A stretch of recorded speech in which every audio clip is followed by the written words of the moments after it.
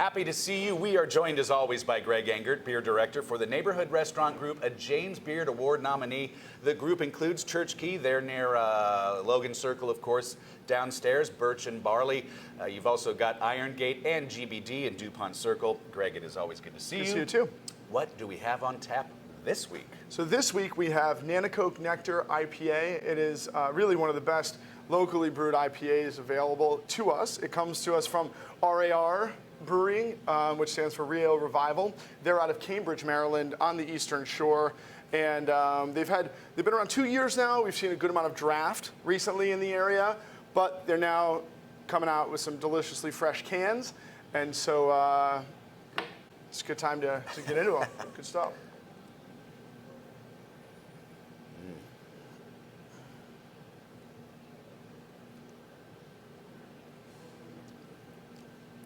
Oh, that is nice. Good IPA. Not overly bitter. No.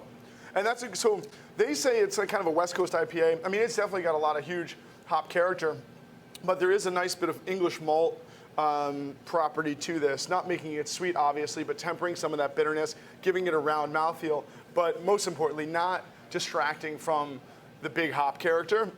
Definitely get some Citra in there, which is a pretty popular hop today. That's kind of bringing out some of that grapefruit, maybe a little Cascade or Centennial for a piney kind of resinous quality as well.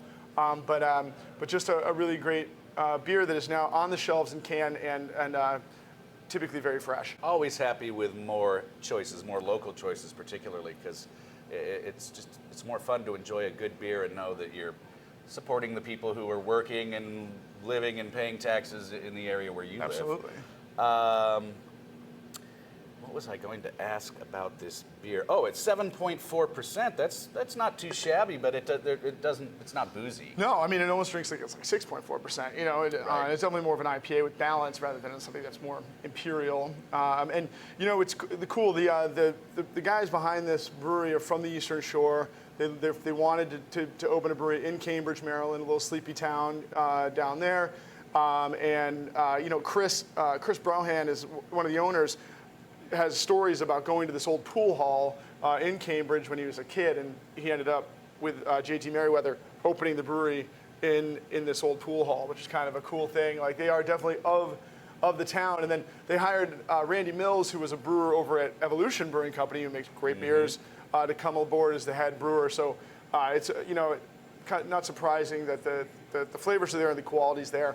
Other things to look out for, if you like this beer, the Nanticoke Nectar, they have some variants. So you'll see grapefruit Nanticoke Nectar, which is delicious. Sculpin, yep, exactly. And then also just coming on the taps just about now is, I think they're calling it a farmhouse Nanticoke, which is base beer with farmhouse yeast and then some Azacca hops, which give it more of a kind of Belgian character. Is it tougher for East Coast breweries to get their hands on hops than West Coast? I mean, I know there's a lot of hop growing in Washington State, but throughout the rest of the country, I don't know where all the growers are. Is there a difference, or it just takes a little longer to get there? Yeah, I think it's just that. I mean, the growers are primarily situated in the Pacific Northwest, but of course, as many hops that are coming from the Pacific Northwest, we've got hops coming from New Zealand, we've got hops coming from Germany and Belgium, Slovenia and Britain. And you know, typically you've got negotiants buying things up and then selling them as a hub too. So it's not any more difficult. Plenty of big breweries getting shipments all the time. So it's interesting to your point though. You'd think like, you know, if you're Pacific Northwest, you know, as if you could get your hands on hops you couldn't on the East Coast, and it's just not that. The hops are from all over the place and pretty easy to get them at all times. And it's availability, and you've got to, no matter where you are, you got to order them fast.